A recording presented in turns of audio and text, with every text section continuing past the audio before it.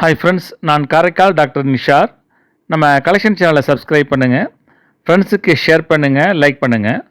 இன்றைக்கி நம்ம பார்க்குற கலெக்ஷன் சேனலில் 1999ஆம் ஆண்டு 9வது மாதம் 9ஆம் தேதி கல்கி கிருஷ்ணமூர்த்தி அவருடைய புகைப்படம் பதித்த ஒரு அஞ்சல் தலையை நமது இந்திய போஸ்டல் டிபார்ட்மெண்ட்டு வெளியிட்டிருக்காங்க.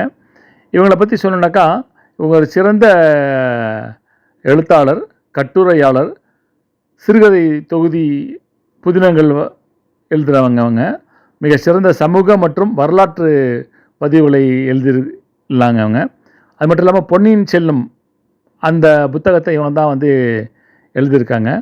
இவங்களுக்காண்டி அலைஓசை என்ற ஒரு பகுதிக்காக சாகித்ய அகாடமி விருது இவங்களுக்கு வழங்கப்பட்டிருக்குது. இதை தான் நம்ம பார்த்துட்ருக்கோம். ஒரு அரிய அஞ்சல் தலை.